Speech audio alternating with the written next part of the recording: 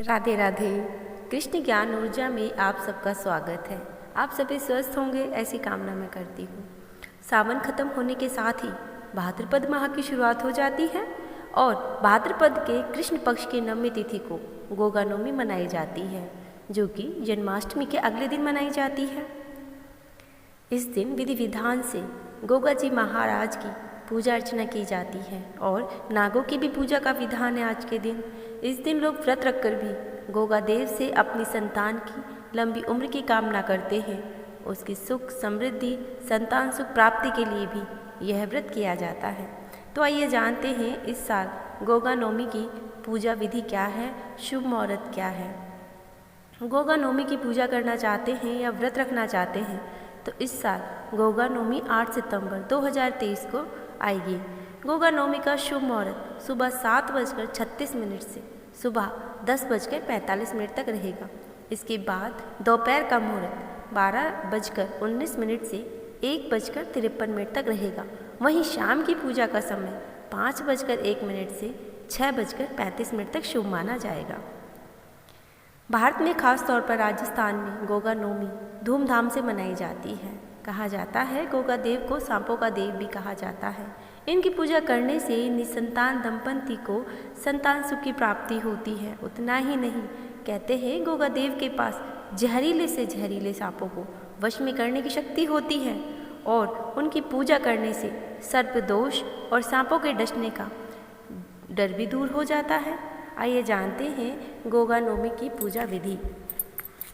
जन्माष्टमी के अगले दिन ही गोगा नवमी की पूजा की जाती है।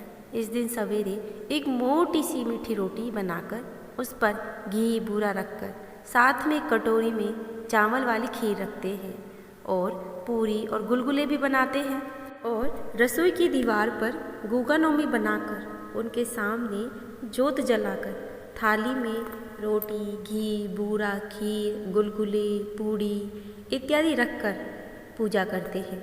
गोगा जी महाराज के रोली से टीका करते हैं और अपने माथे पर भी हल्दी से टीका करते हैं। घर परिवार के सभी सदस्यों के माथे पर टीका करते हैं। फिर बाद में गेहूँ लेकर धूप मारते हैं और मन में कहते हैं कि घर में सब ठीक रहे। हे गोगा जी महाराज, सब पर अपनी कृपा बनाए रखना। और थाली का सामान कुम्हार जोगी के यहाँ भिजवा देते हैं और लोटे का पानी गमले में डाल देते हैं और फिर सब परिवारजन वहीं बैठकर खाना खाते हैं। आइए सुनते हैं अब गोगा जी की व्रत कथा।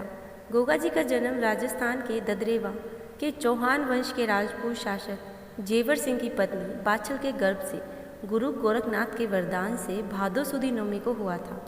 चौहान वंश में राजा पृथ्वीराज चौहान के बाद गोगा जी वीर और ख्याति प्राप्त राजा थे। गोगा जी का राज्य सतलुज में हांसी यानी कि हरियाणा तक है। राजस्थान के महान गोगा जी का जन्म गुरु गोरखनाथ के वरदान से हुआ था।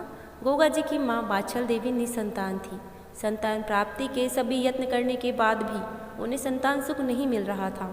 गुरु गोरखनाथ गोगा मेड़ी के टीले पर तपस्या कर रहे थे। बाछल देवी उनकी शरण में आई और गुरु गोरखनाथ ने उन्हें पुत्र प्राप्ति का वरदान दिया और एक गूगल नामक फल प्रसाद के रूप में दिया।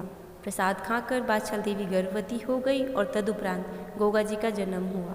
गूगल फल के नाम के कारण ही इनका नाम गोगा जी पड़ा। गोगा जी महाराज को सांपों का देवता भी जाना जाता है। इन्हें जाहर पीर भी कहा जाता है।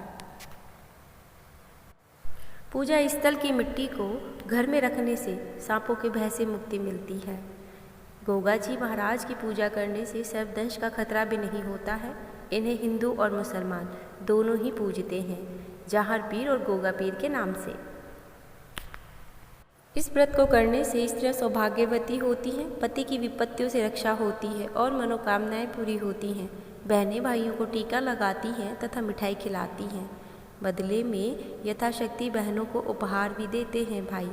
आज के दिन ही गोगा मेड़ी पर चोट या नुकसान से सुरक्षा के आश्वासन के रूप में भगवान गोगा जी को राखी या रक्षा सूत्र भी बांधने का विधान है।